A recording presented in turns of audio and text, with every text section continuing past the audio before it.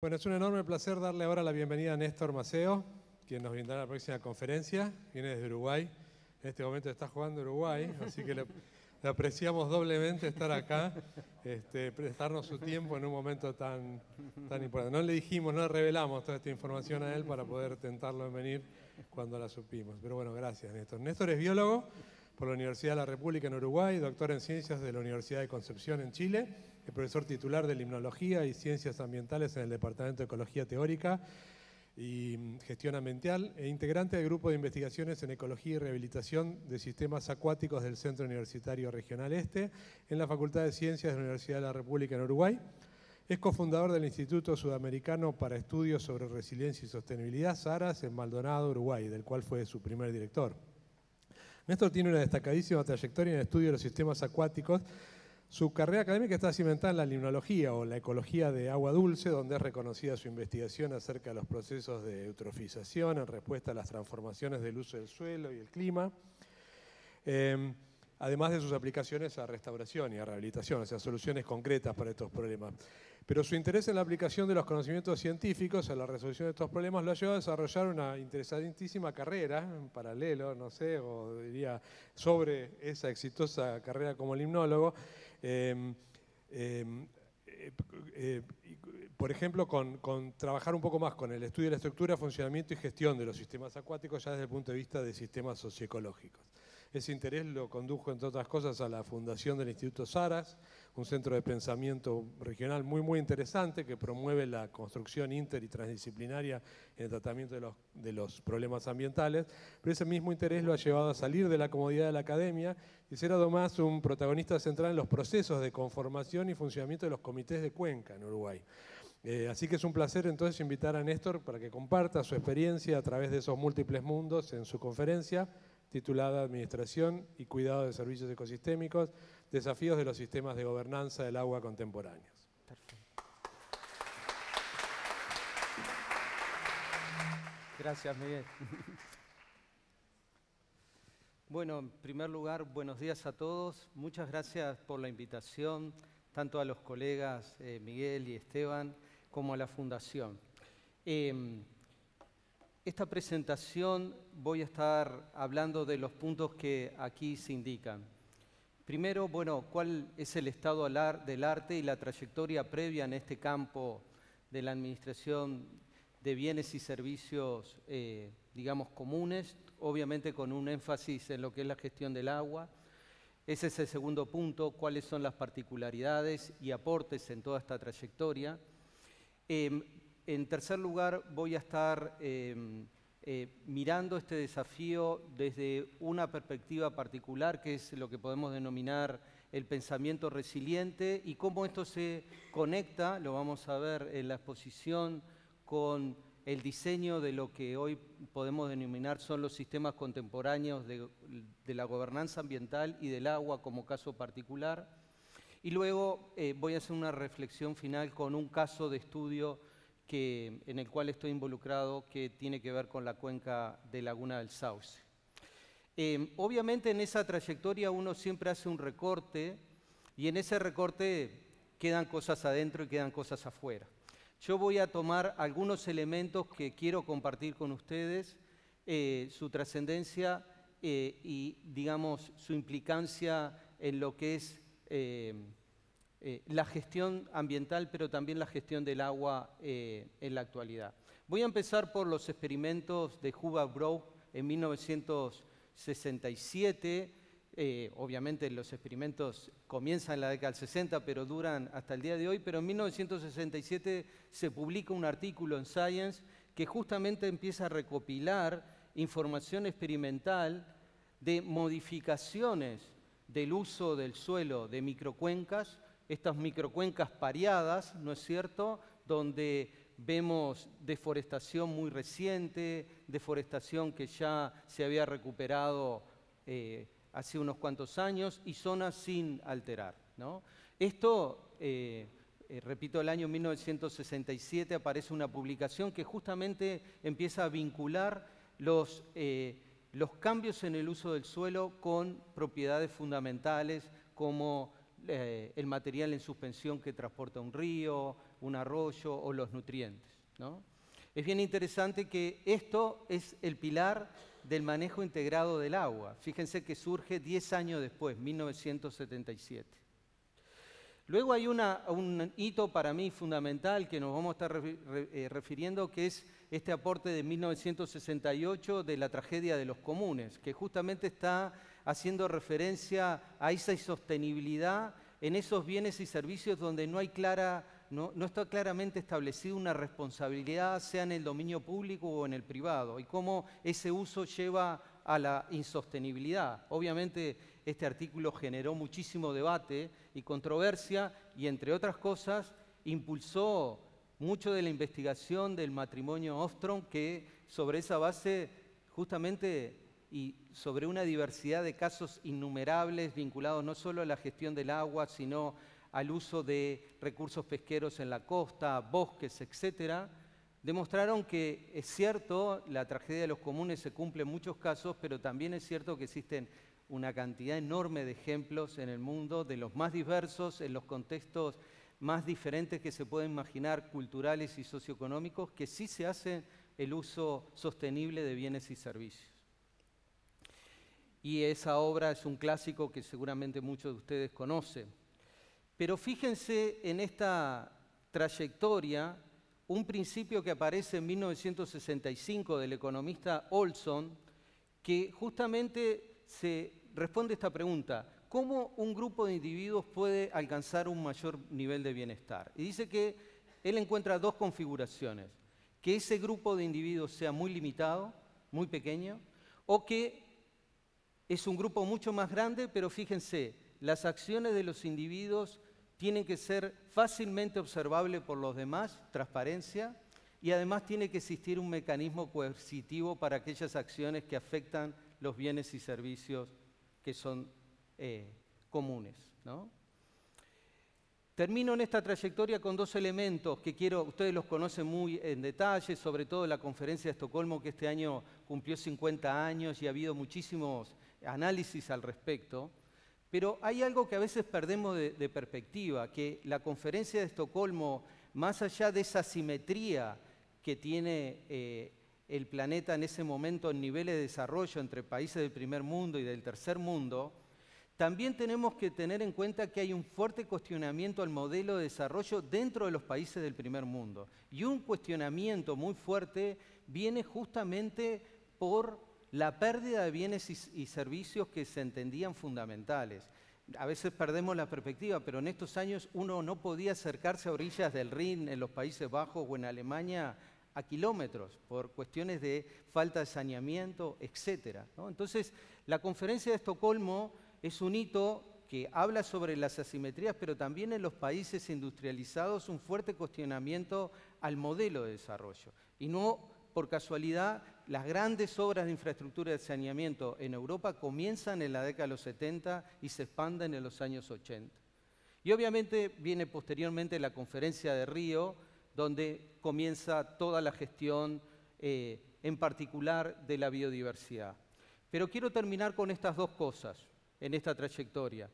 Uno es la evaluación del milenio y los límites planetarios. La evaluación del milenio en el sentido de que comenzamos a comprender el portafolio de bienes y servicios que nos brinda un territorio, un paisaje, una cuenca, ¿no es cierto? Y cómo los diferentes usos que nosotros podemos hacer, prendemos o apagamos algunos de estos servicios. Y esa obra del 2005 de la evaluación del milenio es un pilar fundamental, pero fue un pilar que, si ustedes tienen la posibilidad de dialogar con partes de los que han escrito, su objetivo fundamental, ¿cuál era? Que justamente los procesos que sostienen los bienes y servicios comunes entraran en la agenda de decisiones económicas y de planificación. Ese era el objetivo fundamental, ¿no? Muchas veces somos muy críticos con esta obra y muchos hablan de la comoditización de los servicios ecosistémicos, pero si hablan con los autores van a darse cuenta que estaban muy lejos de esa perspectiva, ¿no? Eso es una cosa, bueno, el que escribe y el receptor cómo toma el mensaje, ¿no? Que es interesante. pero este libro fue fundamental porque de alguna manera introduce un concepto clave que de alguna manera nos permite vincular funciones ecosistémicas claves con beneficios humanos. ¿Tá? Y tenemos muchísimas representaciones de lo que son estos sistemas socioecológicos, pero incluso hoy día entendiendo no solo la diversidad de bienes y servicios, sino los vínculos de los mismos con los diferentes componentes del bienestar humano, que también es una cajita que tiene muchos compartimentos y gran complejidad. En esta trayectoria, fíjense, traigo a cotación este trabajo de Ostrom en el 2009, porque, aunque parezca mentira, 2009, cada uno que se preguntaba una cuestión tan básica como sostenibilidad en sistemas socioecológicos, no teníamos un marco común de análisis, ¿no? Y es justamente lo que Ostrom propone con este esquema que muchos de nosotros utilizamos al día de hoy. Bueno, queremos estudiar esta pregunta, nos fijamos en cuál es el bien y el servicio, dentro de qué sistema se produce, en qué escala, pero miramos la estructura del sistema de gobernanza y fundamentalmente los usuarios. Pero además tenemos ya un marco que en cada una de esas cajitas tenemos definido, bueno, cuáles son los atributos clave, ¿no? Esto lo traigo a cotación, porque después vamos a ver hacia el final de esta exposición otros hitos como este, pero para darnos cuenta que en estas investigaciones más inter y transdisciplinarias, de forma muy reciente empezamos a contar con marcos donde estamos de acuerdo cómo hacer el trabajo, ¿no? A qué prestarle atención, cómo hacer ese recorte de la realidad. Y obviamente el contexto actual hay un hito que estaba en esa línea de tiempo que tiene que ver con los límites planetarios. Y fíjense que mucho de las señales rojas está vinculado justamente a temas vinculados al agua, fundamentalmente procesos de eutrofización, además de todos los que conocemos en términos de biodiversidad o niveles de CO2 en la atmósfera, etc. ¿No? Pero acá, fíjense en la parte más reciente, que empezamos a tener plataformas muy potentes como el IPBES, ¿no es cierto? Un esfuerzo muy importante, pero quiero que le presten atención ciencia y política para las personas y la naturaleza, ¿no? Acá ya comienza, al igual que en revistas especializadas en el campo de los servicios ecosistémicos, fíjense el fórum de la revista, Ciencia, Política y Práctica, ¿no? Ese esfuerzo de justamente romper no solo la fragmentación disciplinar, sino los vínculos entre la investigación y la política y la toma de decisión. Y traigo este ejemplo que viene muy bien en relación a lo que expuso Esteban hace unos minutos. Fíjense en este artículo de Nature del muy reciente 2019, que analiza la estrategia de construcción de represas hidroeléctricas en la cuenca amazónica. Este es un caso muy interesante que si quieren después se lo exploro, porque acá se une una cantidad de gente del ámbito de investigación con una cantidad de gente que trabaja en inteligencia artificial, que trabajaba en Google, que se cansa de hacer cosas intrascendentes y quiere hacer una cosa mucho más valiosa y forman un laboratorio en Estados Unidos. Y bueno, lo que comienzan a analizar es una cosa muy simple. Les voy a pedir que le presten atención a la columna derecha, que es analizar la construcción de todas las represas previstas y las que están construidas, pero más allá del rendimiento energético, mirar algunas de las externalidades ambientales. Por ejemplo, emisiones de CO2, pero también mira todo el tema de biodiversidad, en particular de peces, porque esta es una cuenca con muchos peces migradores, ¿ah? Y lo que tiene arriba es la distribución actual, ¿no?, de las represas que se están construyendo y, digamos, los niveles de CO2 que emiten. Y en la parte inferior tiene una configuración muy distinta, que es una configuración de represas que alcanza exactamente el mismo nivel de generación hidroeléctrica, pero como ven, con niveles sustancialmente más bajos de CO2. Esto lo podemos abordar más en profundidad, ¿por qué? Pero como ven, la diferencia fundamental es que están ubicados contra los Andes, ¿no es cierto? Obviamente, esto es un escenario, digamos, con el cual contamos todo con el conocimiento científico para proponerlo y sostenerlo, pero el gran desafío es cómo logramos un acuerdo entre los países para construir un sistema de esto y distribuir los beneficios, ¿no? Y ahí está el gran dilema que transitamos, no una limitación de cómo hacerlo, sino cómo distribuimos entre países de esa cuenca los beneficios. Esto lo voy a pasar muy rápido porque Esteban lo explicó muy bien. Cuando estamos en la gestión del agua, el gran dilema que tenemos es que depende de procesos, la cosecha de agua en términos generales, estoy hablando tanto en cantidad como calidad, depende de procesos ecosistémicos que operan en escalas espaciales amplias, como es una cuenca hidrográfica o muchas ciudades que no están localizadas en la cuenca hidrográfica, ¿no? Con lo que hoy se llaman territorios hidrosociales. Y acá aparece un dilema que es, bueno, ¿cómo distribuimos los costos y beneficios de esos servicios, ¿no? ¿Cómo la ciudad contribuye con las partes altas de la cuenca justamente para asegurar la cosecha de agua?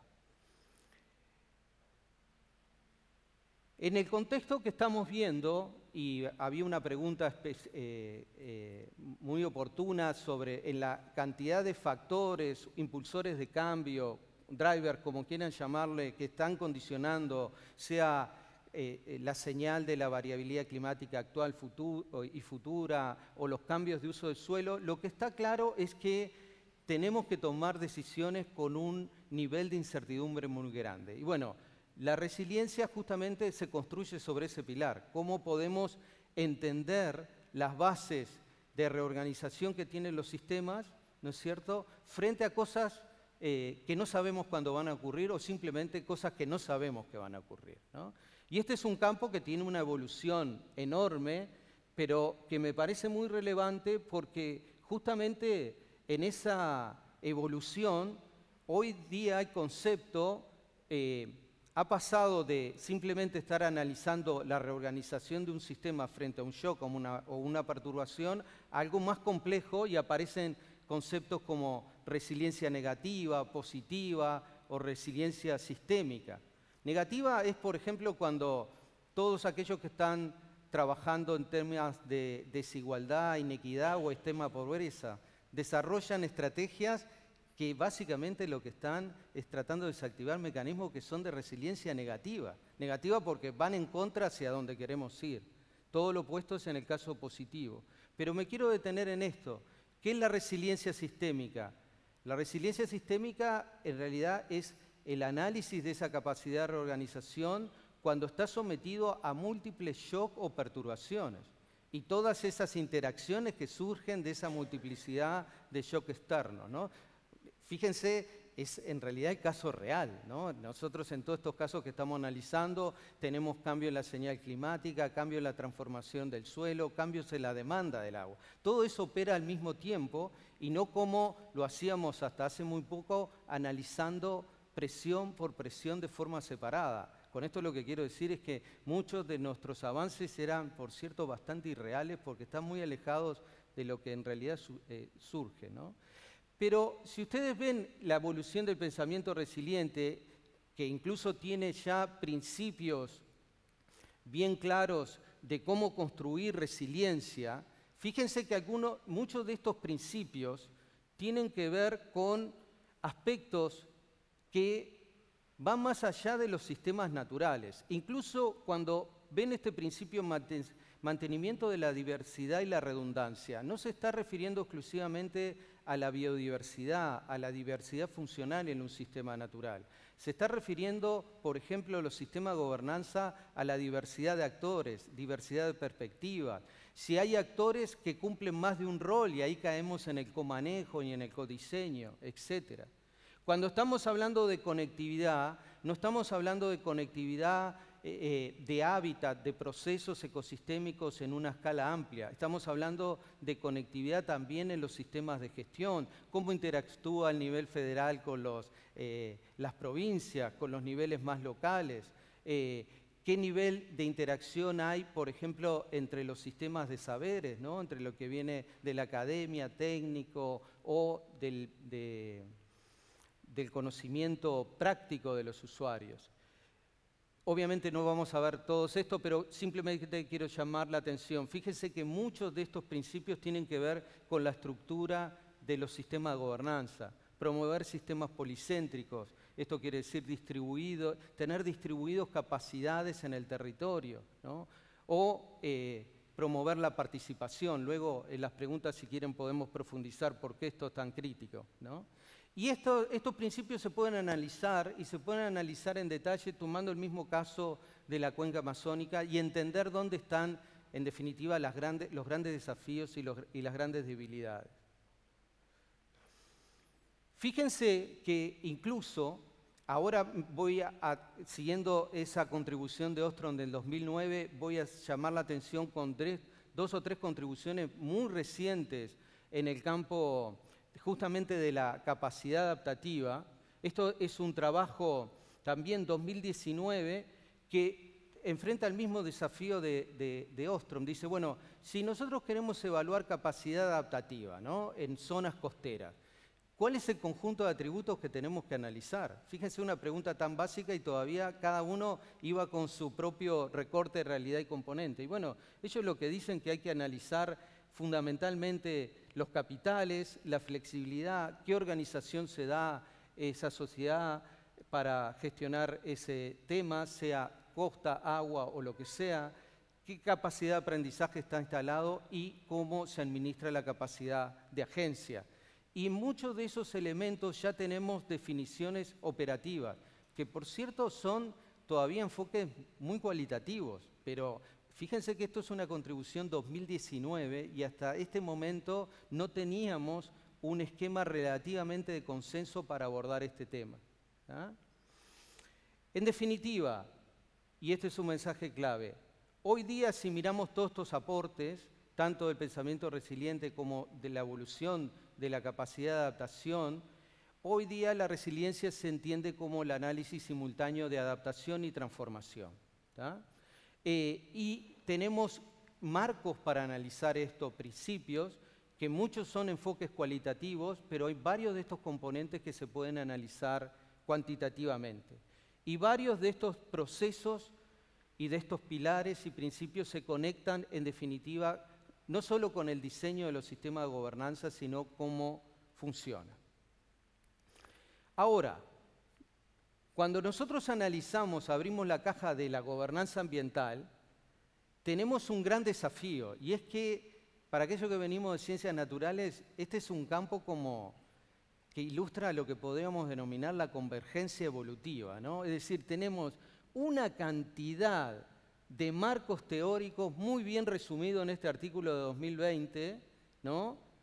Fíjense que provienen de la ecología, de la economía, de la ciencia política, de la sociología, todas propuestas que surgen dentro de ámbitos disciplinares acotados con sus terminologías y sus énfasis particulares, pero que están hablando sobre el mismo objeto, ¿no es cierto? Y hoy día justamente lo que tenemos es un gran esfuerzo por, digamos, llegar a una síntesis y de alguna manera pasar a hacer construcciones más interdisciplinarias, ¿no? Y lo pueden ver, todos esos artículos de Ecology and Society son libres, así que los pueden bajar en PDF inmediatamente, pero básicamente en estos esquemas de gobernanza se tratan de encontrar sistemas donde de alguna manera permitan no solo tomar decisiones en escenarios de muchas incertidumbres, sino al mismo tiempo ir aprendiendo a medida que tomamos decisiones y las ejecutamos. Muchas de ellas van a acertar, muchas de ellas van a fallar, pero lo importante es construir capacidad de aprendizaje. Y existen toda una serie de aspectos y de evidencia que demuestra qué particularidades tienen que tener estos sistemas y justamente la gobernanza del agua, no solo con sus aportes en el manejo integrado, sino en general ha sido muy fructífero al respecto, ¿ah? Y en ese sentido, en América Latina, si miramos el agua, pero miramos en general la gobernanza ambiental, tenemos un gran desafío que nosotros estamos pasando, ya Esteban lo nombraba, de sistemas muy jerárquicos, muy fragmentados, a sistemas cada vez más integrados y sistemas que paulatinamente comienzan a incluir la participación. Entonces aquí se nos plantea un gran desafío dentro de estos ámbitos de gestión y es cómo hacemos construcciones inter y transdisciplinarias, ¿no? Y eso es lo que me quiero referir ahora antes de pasar al caso de estudio. Acá de nuevo el mismo problema que Ostrom trató de resolver en el 2009 o este trabajo del 2020 con capacidad de adaptación. Bueno, ¿cómo construimos o cómo evaluamos construcciones inter y transdisciplinarias? Y bueno, acá hay dos trabajos muy recientes, este de 2020. Fíjense la cantidad de autores, porque el motor de conocimiento es el análisis comparado de casos. Y aquí lo que tenemos son 30 y pico, 40 casos que cada uno de los autores está aportando. Y aquí nos indica que para esos sistemas más evolucionados, donde ya todos los actores de alguna manera contribuyen al diseño de las alternativas, de las políticas, de los planes de acción, hay una serie de elementos comunes. Primero, todos son basados en un contexto particular. Y esto quiere decir que siempre las estrategias son sitio dependientes. Y eso no nos tenemos que olvidar y tenemos que de alguna manera apartarnos de la ilusión de esa extrapolación de que, bueno, en un lugar determinado una estrategia funcionó y tiene que funcionar en todos los lugares igual. Otro principio fundamental, enfoques pluralistas, ¿tá? Estos sistemas más evolucionados de gobernanza son sistemas fundamentalmente deliberativos, no representativos, ¿tá? ¿Qué quiere decir con esto? Que aquí hay que llegar a acuerdos y acuerdos sobre la base del convencimiento y las interacciones entre los actores. Tienen que estar orientados hacia objetivos y tienen que ser procesos interactivos. ¿Por qué? Porque en el proceso hay muchos aprendizajes, muchas modificaciones y sorpresas. Y aquí aparece, y termino, esta es la última contribución y paso al objeto, que es, bueno, ¿cómo ocurre realmente coproducción y codiseño en estos sistemas? Bueno, ocurre porque, estos autores los señalan, hay claves que tienen que ver con estos ejes. ¿Cuál es el proceso que lleva a esa coproducción? Las dinámicas de poder y vínculos con la política y finalmente el conjunto de alternativas que se exploran. Y aquí aparecen 6 arquetipos, 6 tipologías que tienen en cuenta el propósito, la dinámica de poder, la conexión con el sistema político y las alternativas, ¿tá? Y vamos desde arquetipos que es encontrar soluciones hasta cuestiones mucho más sofisticadas, que es, por ejemplo, la reformulación del problema, el cambio en la dinámica de poder, la reestructura de la agencia.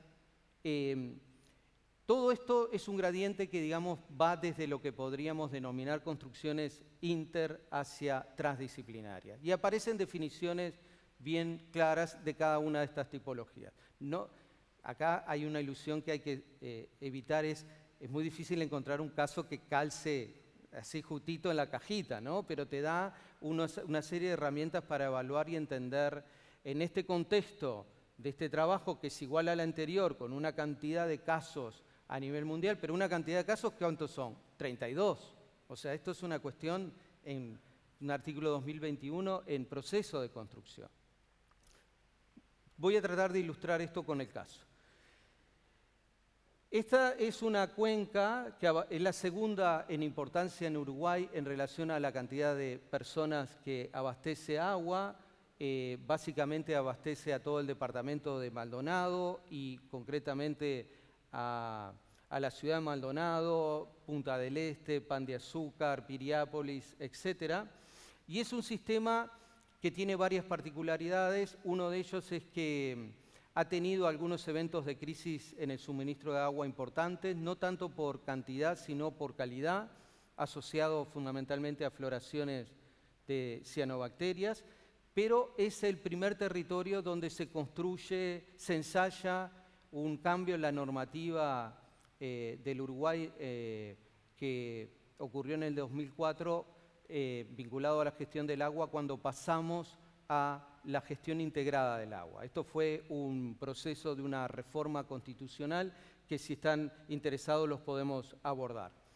Esta cuenca es una cuenca que, si nosotros lo analizamos en el contexto del Uruguay, tiene una intensidad productiva muy baja. Esto básicamente es ganadería extensiva, sobre campo natural, tenemos forestación de eucaliptus y tenemos algunos centros poblados, pero que son ciudades pequeñas, ¿no? Y acá ya empieza en esa, digamos, interpretación y análisis de la realidad de los diferentes dominios disciplinares, empiezan los distintos conflictos, ¿no? Para el mundo agronómico, entender por qué esto es tan eutrófico mirando solo uso del suelo es difícil de entender, ¿no? Después voy a profundizar sobre este punto.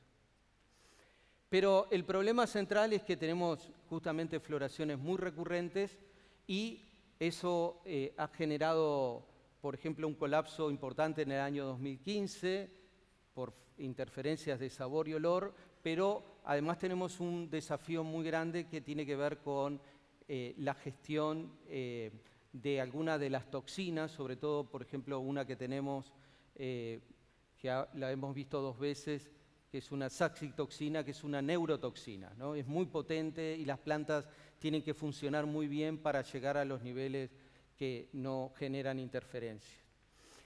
En esta comisión de cuenca que empieza en el 2010 hasta la actualidad, bueno, ha habido mucho trabajo y acá aparecen algunas publicaciones al respecto donde aparece una particularidad. Uno es que dentro de los autores están los cuadros técnicos que están dentro de la planta de potabilización. Pero además aparece un combo bastante diverso, ¿no? Acá hay gente que viene de ciencia de la atmósfera, hay gente que viene del campo de la inteligencia artificial y otros que venimos de la limnología. Acá básicamente, analizando series de datos de del 2000 a la actualidad con una marcha diaria, pudimos explorar cosas que en otro lugar no podemos explorar por falta de datos, que es justamente qué factores están condicionando esa ocurrencia de floraciones en este sistema. Y uno de los elementos que se identificó es que este sistema tiene una dinámica muy particular de eventos extremos de viento que la resuspende, deja el sistema, nosotros lo decimos coloquialmente, apagado porque queda muy turbio y no penetra la luz en la columna de agua. Y tenemos otros periodos donde ocurren las floraciones y algunas de ellas pueden ocurrir en periodos turbios y otros en periodos claros, pero el ensamble de especies cambia radicalmente, ¿no? Esto lo menciono por lo siguiente, porque las bases de datos vienen de la propia planta de agua, de potabilizadora de agua, tenemos un aeropuerto al lado que registra información prácticamente cada 10 minutos, o sea, si quisiéramos hacer esto en otra parte del país no lo podemos hacer, ¿no?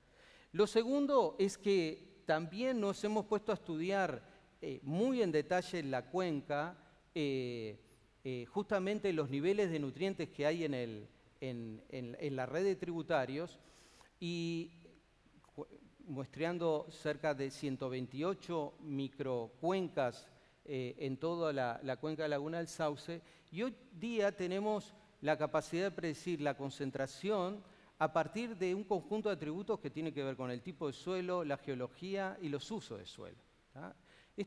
Con esto quiero hacer ver que se puede avanzar muy rápidamente en términos de un par de años en responder preguntas que son críticas para la gestión. Pero, a ver, y termino con esto, acá hay artículos que nos muestran que incluso, por ejemplo, esta que es la pesadilla, Rafidiosi y Raciborski, ya el nombre ilustra que es una pesadilla, ¿no? Esta es la que produce la saxitoxina. Bueno, este es un problema. Cuando aparece esta cianobacteria empieza todo el estrés, porque esta es la que produce esa citoxina, entonces hay que meter un montón de tratamientos adicionales en los procesos. Y hoy día, bueno, hay la capacidad de predecir en qué momento va a ocurrir, porque ocurre en condiciones muy particulares de este sistema que en esa ventana del 2000 al 2021 lo vimos 3 veces. ¿Ah? Y también hay mucho trabajo que tiene que ver con construcciones, digamos, más interdisciplinarias. Esto tiene que ver con justamente aportes al Plan Director de Agua y Saneamiento. ¿Tá? Digo interdisciplinaria porque lo que ustedes ven ahí es un intercambio entre cuadros técnicos, ministerio, academia, estudiantes, pero no involucra ese intercambio los usuarios que forman parte de la Comisión de Cuenca. Y eso después lo podemos discutir en las preguntas, pero hay varios artículos al respecto. Cuando existen divergencias muy fuertes en los ámbitos técnicos y académicos, es recomendable primero comenzar con espacios donde esas divergencias se analicen y se llegue a cierto acuerdo y luego abrir la discusión. Porque esa discusión muchas veces quedan por fuera el resto de los actores y lo peor es que muchas veces al quedar afuera se desilusionan de esos procesos y no participan más. Eso, si quieren, lo podemos abordar en mucho detalle. Pero, en definitiva, y los grandes titulares, acá ven una construcción que es interesante en el sentido de, bueno, es un experimento, primera comisión de Cuenca, comienza a generarse una cantidad de conocimiento que tiene un objetivo muy concreto, es, bueno, tratemos de generar sistemas que creen capacidad de adaptación. En términos de semanas o meses, decirle a la planta, cuidado, estamos frente a esta posibilidad. Pero no estamos atacando la causalidad del problema. ¿Tá? Y no estamos haciendo construcciones transdisciplinarias. Acá, en ese gradiente de tipologías, estamos en el modo 1, investigando soluciones. ¿Tá? Todavía no logramos hacer construcciones más sofisticadas, esto es, en la interacción con los distintos sistemas de saberes, ni tampoco logramos generar transformaciones importantes vinculados a parte de la causalidad que tiene que ver con el aporte excesivo de nutrientes que genera esta cuenca. Y ahí quiero, para cerrar y respetar el horario, quiero mencionar lo siguiente. En esos trabajos que ustedes vieron, la interacción con todo el campo de la ingeniería, aquellos que están en la hidrología, en la ciencia de la atmósfera, ha sido un camino muy fructífero. El camino, y me alegro de decirlo hoy acá en este lugar, con la Corporación Agronómica ha sido tortuoso. ¿Tá? Y voy a decir por qué. Por ejemplo, cuando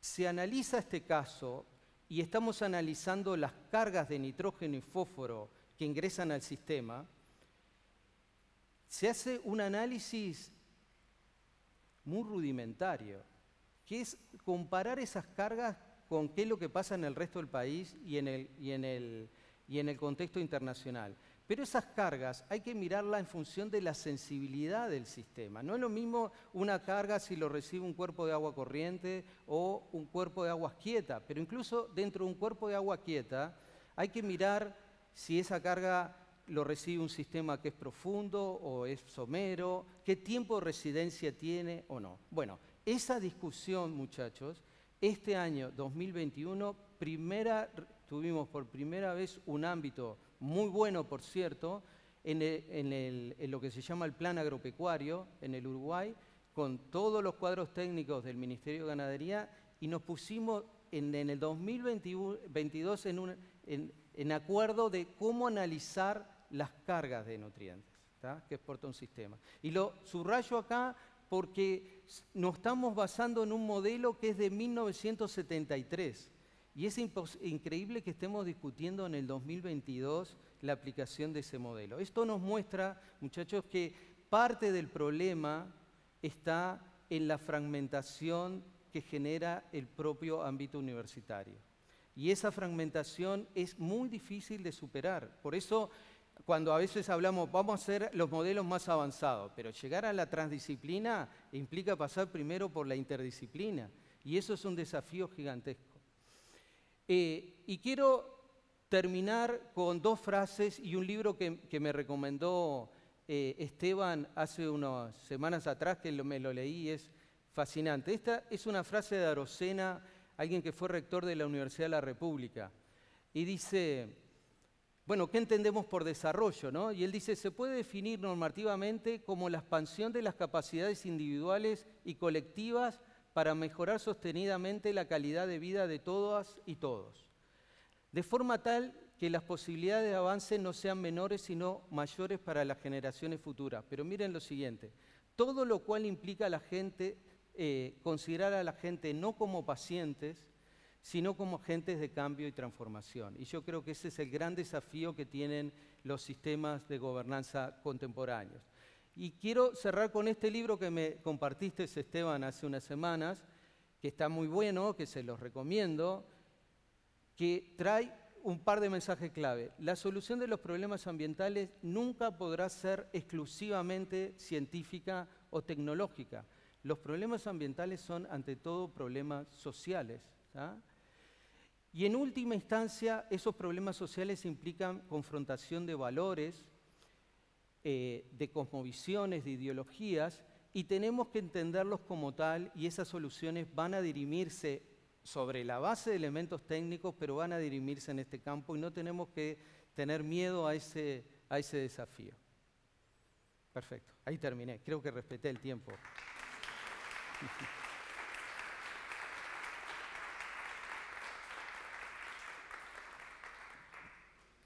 Bueno, muchísimas gracias, Néstor. Respetaste el tiempo perfectamente bien.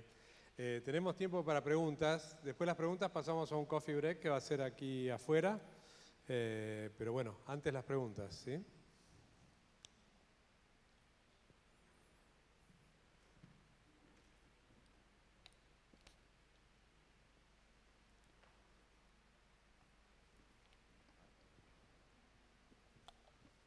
Néstor, muchas gracias. Un poco analizando la evolución del pensamiento de los sistemas socioecológicos y desde una perspectiva sistémica también, un poco cómo se da la interdisciplina con la evolución del pensamiento sistémico latinoamericano, la teoría de la dependencia, la colonialidad, la poscolonialidad y lo poshumano. ¿Cómo desde tu experiencia, desde tu praxis, has visto esta convergencia entre ciencias naturales y ciencias sociales y cómo lo científico, digamos, incide en el campo de lo social? Muy buena pregunta. Bueno, yo creo que el caso latinoamericano es un caso muy interesante porque muy tempranamente comenzó a transitar estos desafíos. Ya en la década de los 70 y prácticamente al mismo tiempo que contemporáneo a la Conferencia de Estocolmo, tenemos pensamiento y reflexión de Latinoamérica muy interesante. Incluso en la conmemoración ahora de los 50 aniversarios, había varios participantes con una labor muy destacada de Latinoamérica que habían participado en la Conferencia de Estocolmo. Yo creo que en esa dificultad que podríamos denominar la interacción entre las ciencias naturales y las ciencias sociales, que es un patrón, digamos, muy global y que de alguna manera está, digamos, tiene una raíz muy profunda en cómo organizamos la generación del conocimiento, la enseñanza en el sistema terciario, y que eso obviamente tiene un correlato en la estructura del Estado, ¿no? Hay una frase muy interesante de un famoso instituto transdisciplinario en Suiza, Bremer, que en 1999 dice: el mundo tiene problemas, las universidades tienen departamentos, ¿no? Y un colega dice: y el Estado tiene ministerios. Bueno, esa es la lógica, ¿no? Y el gran desafío es cómo superar eso. Lo que se ve muy claro, más allá de ese pensamiento y reflexión que viene mucho del campo del desarrollo, fundamentalmente, si uno mira casos como el de Brasil, el de Chile es muy paradigmático, cómo las agencias de promoción de investigación, bueno, empiezan a localizar grandes cantidades de dinero en la creación de centros, pero sobre un tema, ¿no? Cambio climático, desafíos, ya la lógica empieza a ser totalmente distinta y de alguna manera se retoma esto que se llama el paradigma del Instituto Santa Fe, ¿no? Que es, bueno, organicemos nuestra actividad por tema. No importa si venís de la física, la química, la economía o la sociología, no importa. Lo que importa es si te interesa este tema, ¿no? Y creo que lo estamos viendo y además de esa creación de los institutos, está toda la dinámica de las organizaciones sociales y las fundaciones que se estructuran sobre la misma lógica, ¿no? Y hay universidades, la nuestra, por ejemplo, tiene un caso que es interesante analizar, que es la creación del centro interdisciplinario. Bueno, un ámbito de la universidad por fuera de la, digamos, al mismo tiempo simultáneo con la estructura clásica, pero que justamente convoca a perspectivas interdisciplinarias. Yo creo que es un proceso, ¿no? Y seguramente si nos vemos dentro de 20 años acá, nos vamos a reír de los avances de la inter o transdisciplina, ¿no? Pero lo que tenemos que darnos cuenta también es que es muy reciente, ¿no? Por ejemplo, estos marcos de cómo analizarla, ¿no? Y bueno, ese es el desafío. Pero en el campo social y en el campo de las humanidades, yo te diría que Latinoamérica en ese sentido siempre fue una vanguardia en ese tipo de construcciones, ¿no?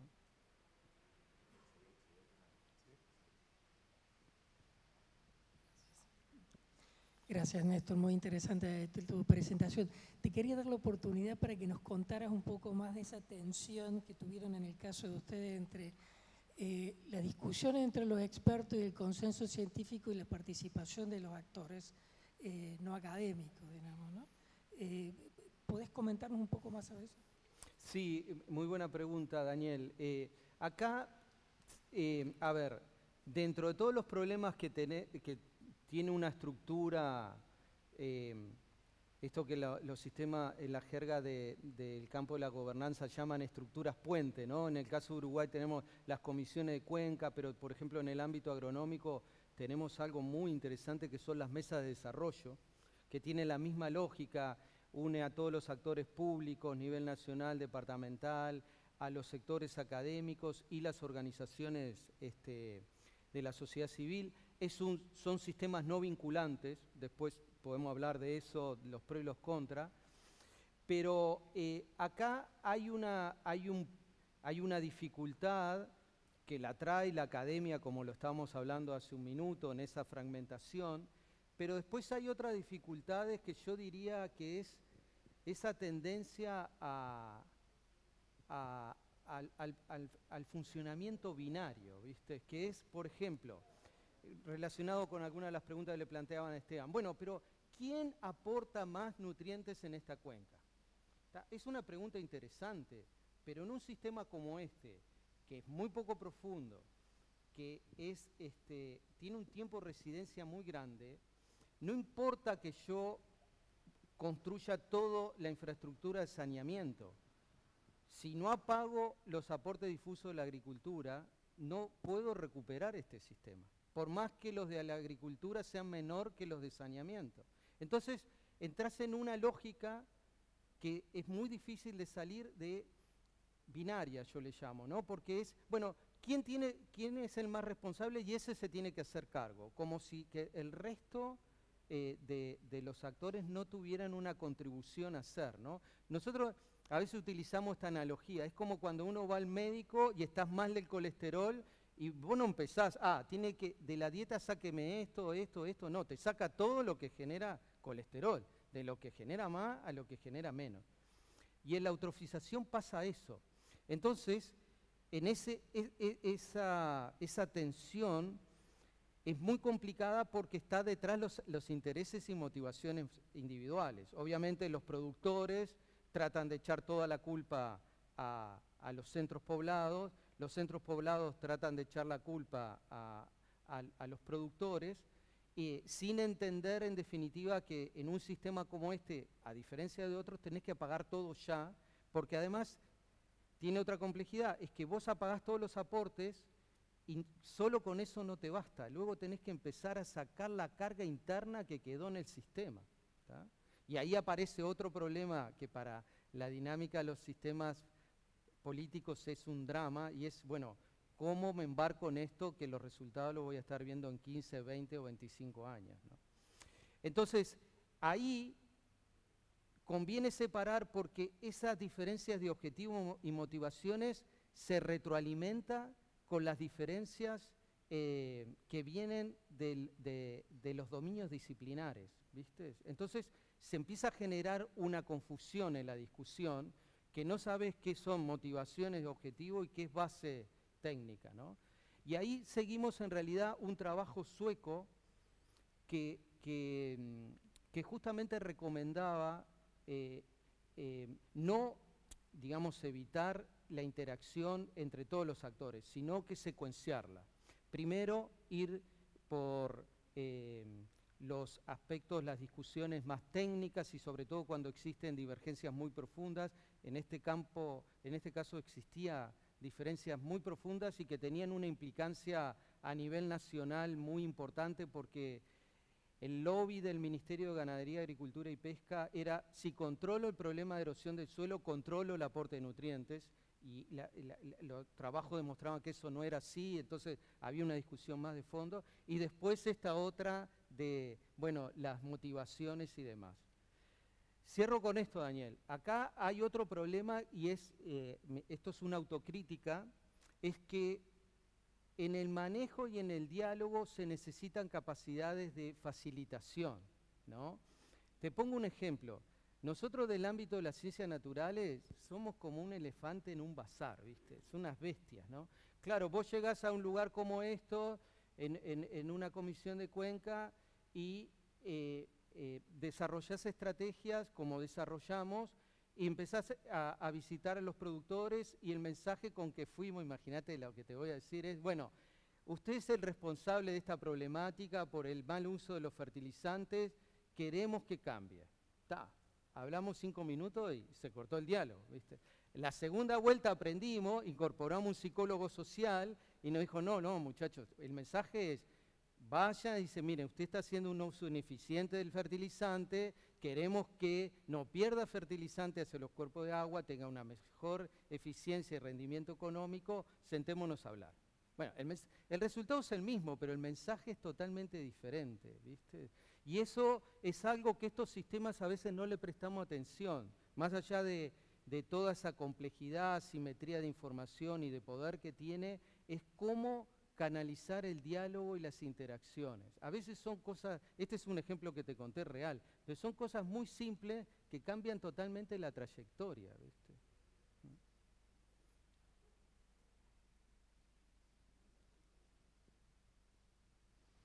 No, yo estoy completamente de acuerdo. Acá de lo que estamos hablando es de un sinfín de externalidades, ¿no? Y de cómo internalizar esas externalidades. Por ejemplo, en la Laguna del Sauce, claro, vos no puedes tener como línea de base del modelo que haya ausencia de producción, ¿correcto? Esa no es tu línea de base en tu nuevo modelo. Tu línea de base es un equilibrio entre la producción y lo que ustedes como ecólogos sostienen que es razonable esa calidad del agua, ¿correcto?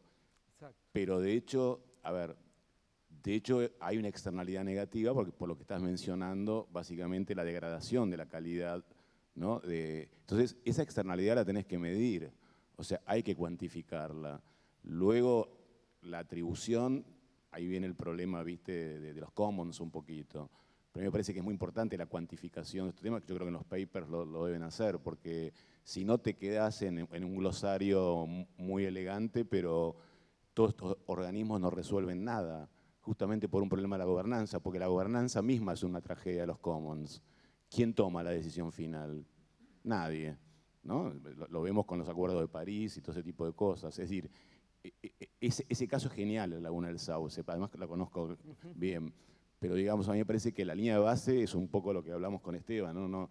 Es armonizar la producción para hacer sustentable el fenómeno de la naturaleza, pero yo creo que El problema es medir también esa externalidad. No sé si estás de acuerdo. Sí, justamente en este caso, digamos, ya con mucha información, este caso tiene varias, digamos, particularidades. Uno es que lo que es control, digamos, puntual de nutrientes, esto por carencia del sistema de saneamiento, en el Uruguay, por su marco normativo, eso es responsabilidad del Estado y el Estado lo tiene que hacer. Pero además lo tiene que hacer no solo porque está obligado por la normativa, sino porque en esta interacción el Estado no puede empezar a exigir al resto de los actores acciones y responsabilidades si el propio Estado está omiso en sus principales funciones. Eso lo principal. Lo segundo es que esta cuenca que en el contexto de Uruguay tiene un uso de baja intensidad, hay muchos aspectos que se pueden mejorar productivos. Y eso también es un capítulo que es muy importante, que parte de estas soluciones en muchas actividades productivas pasa por un cambio de prácticas o rediseño del sistema productivo, etcétera. Ahí, de nuevo, hay que salir de ese sistema binario, ¿no?, en que se establece estas discusiones de 1 o 0.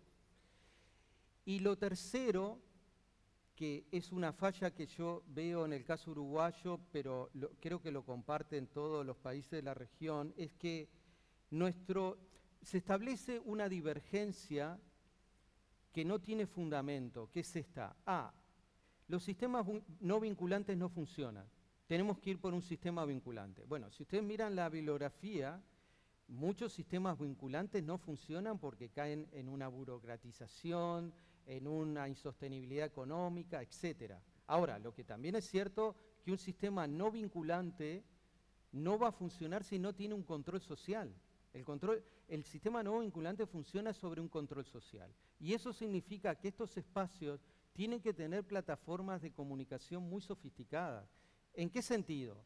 La población tiene que saber en un ámbito como este cuál es la agenda, qué se discute, qué acuerdos se llegaron, y después la implementación de esos acuerdos caen en los hilos del Estado. Pero los hilos tienen que decir, bueno, estamos implementando esto, logramos avanzar un 20%, hicimos tal cosa. Bueno, todo esto que es tan básico no está. ¿Está? Y eso conspira con respecto al funcionamiento de estos sistemas. Si no tienen un control social efectivo, van a decaer en el tiempo. ¿No? ¿Pregunta más? ¿Hay tiempo para una más? Bueno, entonces le agradecemos a Néstor su exposición.